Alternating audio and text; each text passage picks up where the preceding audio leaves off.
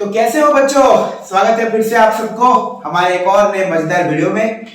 उम्मीद है आप सब लोग बहुत बढ़िया होंगे, अच्छे होंगे। चलिए शुरू करते हैं आज का वीडियो।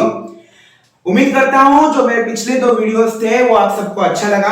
अगर अच्छा लगा हो तो कुछ लाइक शेयर भी दे दीजिएगा, हमको बहुत ही खुशी मिलेगा। चलिए ये सब तो बातें चलते रहेंगे। चलिए आज हम शुरू करते हैं हमारा टॉपिक को, एक और मजेदार टॉपिक आगे बढ़ाते हैं और आगे लेके चलते हैं। तो बच्चों पिछले क्लास हम लोगों ने सेल का इंट्रोडक्शन के बारे में सीखा, सेल के बारे में कुछ जाना और हमने सेल का पार्ट्स के बारे में शुरू किया था। इतना तो समझे थे सब लोग। तो आज की क्लास हम क्या करने वाले हैं? सर पिछले क्लास तो हम लोगों ने कंप्लीट नहीं किया था, बस आज का क्लास हम वही टॉपिक को थोड़ा सा और आगे लेके जाएंगे। हम धीरे धीरे करके हम थोड़ा सा और आगे लेके चलेंगे। तो आज का हमारा टॉपिक का मेन मुद्दा क्या है और उस टॉपिक का जो मेन पार्ट है वो है हमारा न्यूक्लियस के बारे में जानना।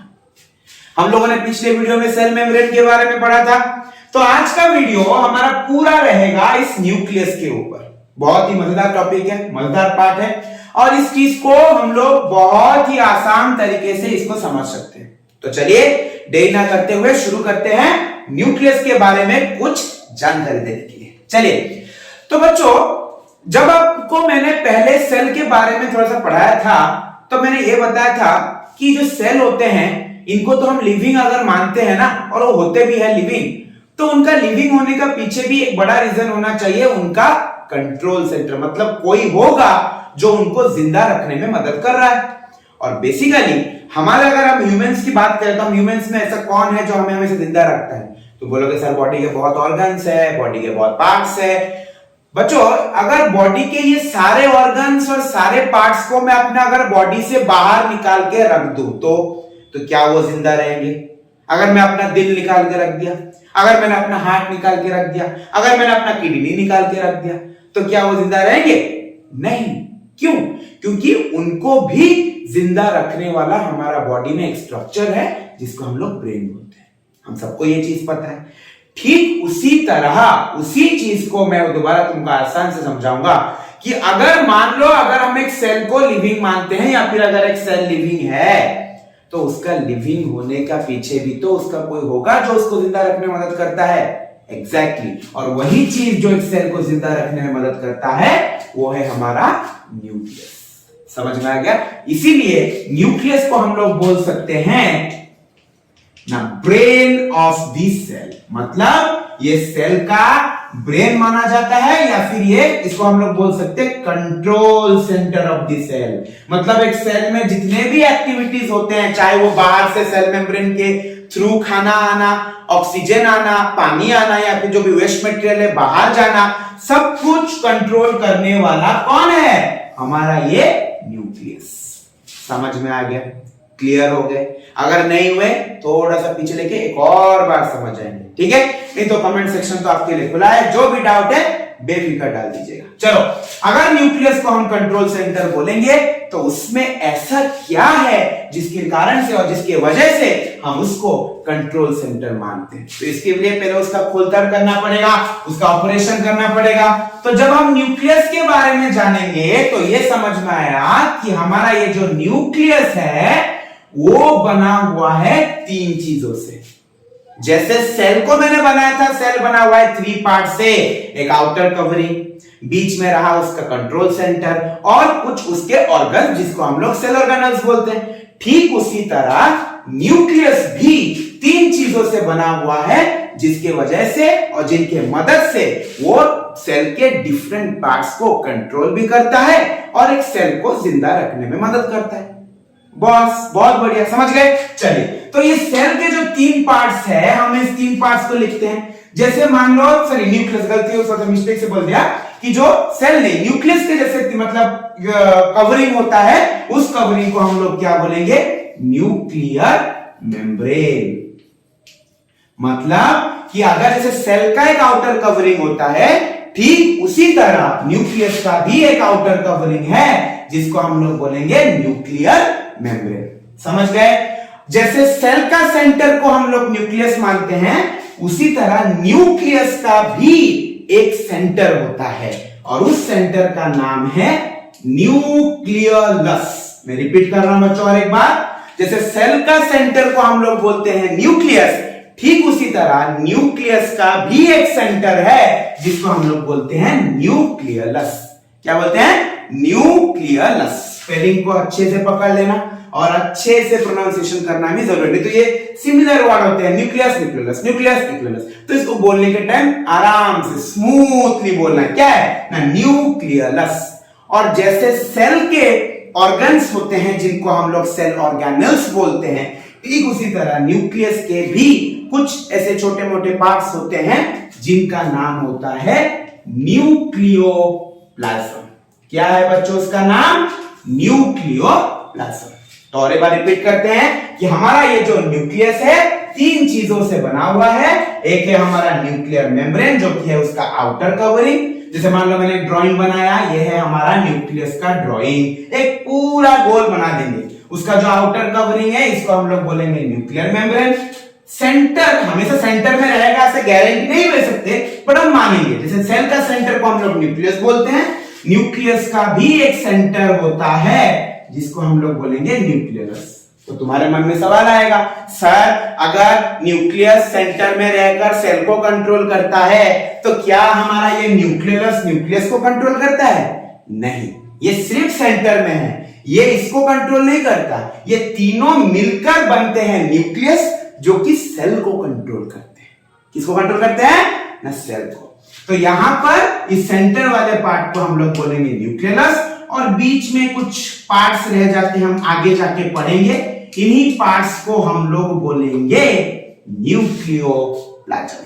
क्या बोलेंगे बच्चों हम इसको?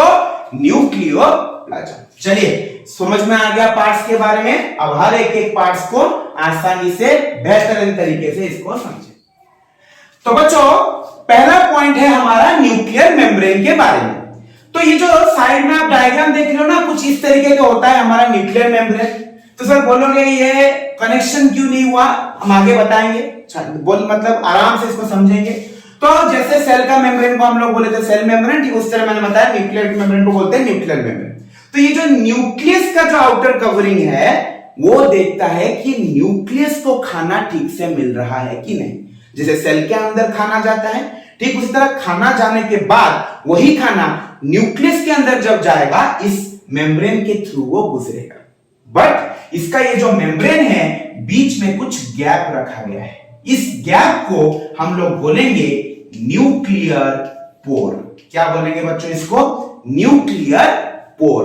पोर का मतलब होता है छेद या फिर एक होल। अगर हम न्यूक्लियर मेम्ब्रेन को स्टडी करेंगे ना तो उसका जो कवरिंग है उसमें छोटे छोटे होल्स दिखाई देते हैं। वही होल्स के थ्रू हमारा ये जो खाना, पानी, ऑक्सीजन या फिर अंदर रहने वाले जितने भी वेस्ट मटेरियल है वो बाहर आना जाना चलता रहता है। तो इस होल को हम लोग बोलेंगे न्यूक्लियर पोर। समझ में आ गया बच्चों? अब ये जो न्यूक्लियर मेम्ब्रेन होता है ना, ये सिंगल लेयर का नहीं होता, ये कुछ याद करना है, इसके होते हैं डबल लेयर का। मतलब जब हम लोग सेल मेम्ब्रेन के बारे में पढ़े थे तो हम लोग ये सोचा था कि जो सेल मेम्ब्रेन है वो एक सिंगल लेयर का होता है, बट ये जो न्यूक्लियर मेम्ब्रेन है ये हमारा है डबल मेम्ब्रेन का, फिर डबल लेयर का होता है जिसमें होल्स होते हैं, जिसको हम लोग क्या बोलते हैं ना, न्यूक्लियर पोर। समझ में आ गया? अब हम अगले पार्ट में इसको समझेंगे न्यूक्लियर। तो बच्चों अब हम सेकेंड टॉपिक की तरफ जाएंगे जो है हमारा न्यूक्लियर सेकेंड पार्ट। जैसे न्यूक्लियर मेम्ब्रेन समझ में आ गया, ठीक उसी तरह जैसे सेल का सेंटर को हम लोग बोलते थे न्यूक्लियस, तो न्यूक्लियस का भी एक सेंटर है। एग्जैक्टली पूरा सेंटर तो नहीं होता पर हम मान लेते हैं उस सेंटर का नाम है न्यूक्लियस। बट ये जो सेंटर है ये न्यूक्लियस को कंट्रोल नहीं करता, ये सिर्फ सेंटर पे बैठा होता है जैसे। और इसके अंदर बेसिकली छुपे होते हैं राइबोसोम्स। क्या होते हैं बच्चों ना? राइबोसोम्स। अब ये वर्ड तुम सबको नया लगेगा, हम आगे वीडियो में इसके बारे में डिस्कशन करेंगे कि ये राइबोसोम्स क्या होता है। सारे पॉइंट्स को आसानी से समझना है। तो जो सेंटर पे यहाँ पर जो न्यूक्लियस है उसका काम कुछ नहीं है, वो सिर्फ कुछ राइबोसोम्स को पकड़ के बैठा है। अब काम इस राइबोसोम का है, इसका नहीं है, क्योंकि राइबोसोम आगे जाके एक बहुत बड़ा काम करने वाला है। वो काम, वो जो सस्पेंस वो आगे रहेगा जब हम अगले कुछ वीडियोस में उसके बारे में डिस्कशन करेंगे। अब तक के लिए तुम्हें उसको सस्पेंस में रखना पड़ेगा। तो ये न्यूक्लियस और कुछ नहीं, कुछ राइबोसोम्स को इकट्ठा करके बैठा है, उसका कुछ भी और रिगार्डिंग काम नहीं है। बट हमारा ये जो मेन काम है वो हमारा तीसरा वाला पार्ट, जिसको हम लोग बोलेंगे न्यूक्लियोप्लाज्म। ठीक है बच्चों? तो बच्चों अब हम स्टार्ट करेंगे अपने तीसरे पार्ट, जिसको हम लोग बोलते हैं न्यूक्लियोप्लाज्म। तो जैसे न्यूक्लियर मेम्ब्रेन था, न्यूक्लियस था, तो न्यूक्लियर मेम्ब्रेन इस आउटर लेयर को हम बोलेंगे, सेंटर में बैठा हुआ है हमारा न्यूक्लियस, और ये जो तुम छोटे छोटे लाइन सेगमेंट्स देख रहे हो, लाइन देख रहे हो ना, इन्हीं को ही हम लोग बोलेंगे न्यूक्लियोप्लाज्म। क्या बोलेंगे हम इसको? न्यूक्लियोप्लाज्म। तो ये न्यूक्लियोप्लाज्म क्या होता है ना, बेसिकली हम एक कॉमन वर्ड के बारे में जानते हैं, जैसे तुमको पता होगा, इस वर्ड के बारे में आई थिंक तुम सबको पता है, बहुत सी जगह पर सुने होंगे।